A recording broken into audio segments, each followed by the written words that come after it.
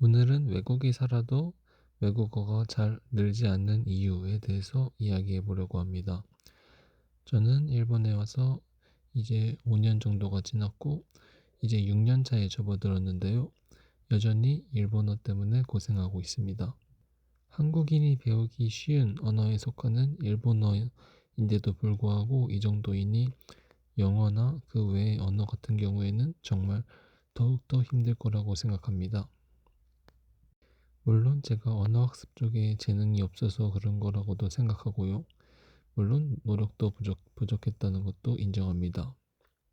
가끔 한국에 있는 사람들과 이야기할 때 제가 일본에 와서 5년도 더 지났다는 이야기를 하면 이 일본어를 엄청 잘할 거라고 생각하는 사람들이 많은데요. 그럴 때마다 상당히 부담스럽습니다. 저는 아직도 가야 할 길이 멀거든요.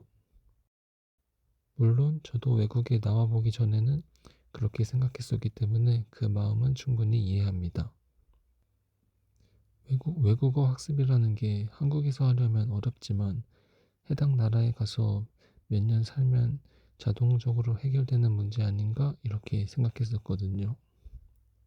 그런데 제가 직접 나와서 살아보니 외국에서 살더라도 아주 각별한 노력이 필요하다는 것이었습니다.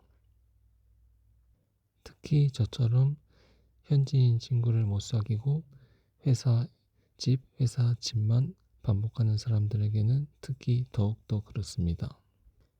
가장 중요한 것이요. 일단 집에 오면 그 순간 한국에 있는 것과 다를 바가 하나도 없어진다는 것입니다. 게다가 저는 주말에 거의 외출을 하지 않으니 주말, 토요일, 일요일은 한국에 있는 것과 거의 다르지 않습니다.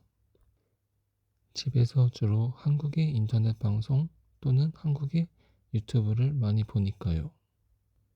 물론 좋아하는 일본 유튜브 채널도 많이 생겨서 구독하고 꾸준히 시청하고 있지만 그것만으로는 턱없이 부족합니다. 특히 유튜브를 시청함으로써 성장하는 것은 리스닝 실력이잖아요. 여기서 스피킹 실력도 발전시키려면 그저 넋놓고 유튜브를 많이 시청하는 것만으로는 불가능하고 의식적인 노력이 필요하다고 생각했습니다. 그래서 저는 따로 전화 일본어를 하고 있습니다. 일본에 오기 전에 잠깐 전화 일본어를 하다가 일본에 옴과 동시에 그만두게 되었었는데요.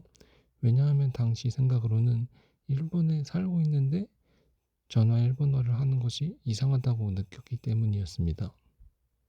하지만 지금 생각해보면 그것이 이상하든 안 이상하든 상관없이 저에게 필요하면 해야 한다는 것이었고 4년차부터 시작한 것을 후회하고 있습니다.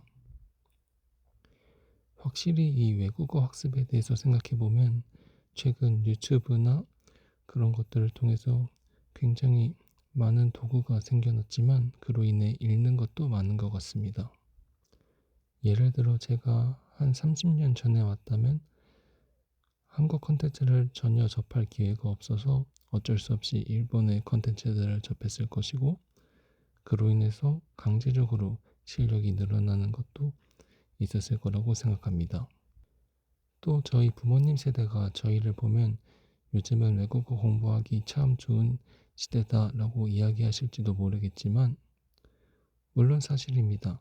왜냐하면 예전에는 테이프 하나 겨우 얻어서 그걸 수백 번 반복해서 들었다. 뭐 이런 이야기가 있잖아요. 하지만 지금은 언제든 마우스 딸깍 한 번이면 외국어 영상을 무한히 들을 수 있으니까요. 하지만 저는 반대로 이렇게 자료가 너무 방대해지다 보니까 저희 세대는 반복하는 힘을 얻지 못했다고 생각합니다.